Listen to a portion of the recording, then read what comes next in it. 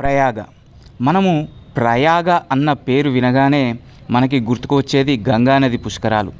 12 సంవత్సరాల కోసం ఒకసారి వచ్చేటువంటి ఈ పుష్కరాలలో నదీ స్నానం యొక్క గొప్ప ఫలితం గురించి మనం అనుకుంటూనే ఉంటాం. దీన్నే మనకి ఉత్తర భారతదేశంలో కుంభమేళా అని చెప్పని కూడా అంటారు. ఇంతేనా? ఇది కాకుండా మన ప్రయాగ గురించి తెలుసుకోవాల్సిన విషయాలు చాలా ఉన్నాయండి. పురాణాల ప్రకారం ప్రయాగస్య ప్రవేశసు పాపం నశ్యతి, అంటే ప్రయాగలో అడుగు పెడితేనే పాపం నశిస్తుంది.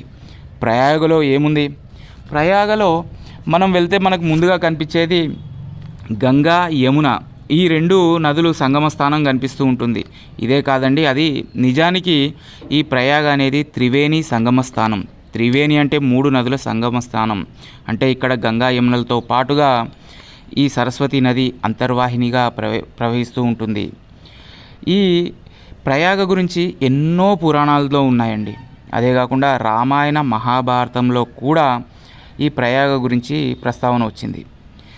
బ్రహ్మపురాణంలో అయితే ఈ ప్రయాగ, ఈ సంగమ స్థానం గురించి ఎంతో గొప్పగా చెప్పారండి.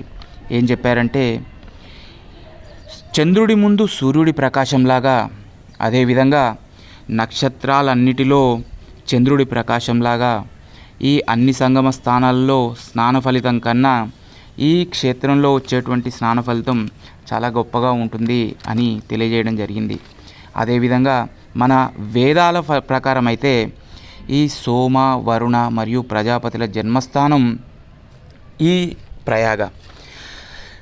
మనము రోజువారీ కార్యక్రమాల్లో, అంటే ఈ ప్రయాగలో చేయవలసిన గొప్ప పనులలో మన పితరులకి తర్పణాలు ఇవ్వడం, అదేవిధంగా వారికి పిండ ప్రదానం చేయడం వల్ల వారు సద్గతిని పొందుతారనేది మాత్రం నమ్మకం. అదేవిధంగా ఇక్కడ ఉన్నటువంటి హనుమాన్ ఆలయం మరియు అక్షవత్ ఆలయాన్ని కూడా దర్శించుకోండి. జై శ్రీరామ్.